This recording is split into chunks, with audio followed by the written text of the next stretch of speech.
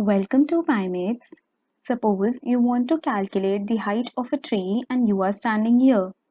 Or you visit the Eiffel Tower and you are standing at some distance and you want to know the distance between you and the Eiffel Tower. What will you do? Suppose you know the height of the Eiffel Tower, then you can form the imaginary triangle between you and the Eiffel Tower. Similarly, in case of a tree, suppose this is the ground level and you are looking at the top of the tree, and in this case as well a triangle is formed. So today we learn how to calculate the height of any object or the depth of any object, for example a submarine in an ocean. So let's get into the video. Today we'll be beginning with a new chapter, Introduction to Trigonometry. First, let me give you a brief background about how trigonometry came into existence. So it was first practiced by some Indian mathematicians. The Greeks also began using trigonometry, but the Indian approach was rather sophisticated, so people around the globe adopted it. But the word trigonometry is derived from three Greek words, tri, gon, and metron. Tri means three, gon means sides, and metron means to measure. Now, as you saw in the previous slide, I was using a triangle to calculate the distance or the height. So these three sides or trigon signifies a triangle. Now we can say that the concept of trigonometry is basically linked with triangle. Therefore, we arrive at the definition of trigonometry, which says it is a branch of mathematics that studies relationship between the side lengths and angles of triangles. Now, trigonometry precisely deals with the right-angled triangle. So, consider a right-angled triangle ABC, right-angled at B, and angle C and angle A are the two acute angles. Now, let us talk about angle C first.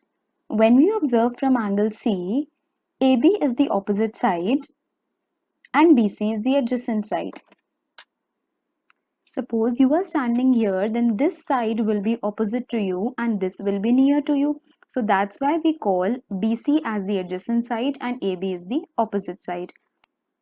Also, when we are talking about this point C, तो जब हम opposite side लिखेंगे तो उसमें C vertex नहीं आएगा.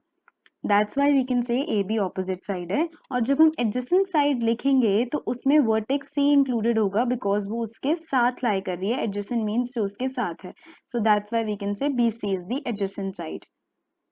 Now, if we are observing from point A, suppose we are standing here, the opposite side for point A will be the side BC and the adjacent side for the point A will be AB.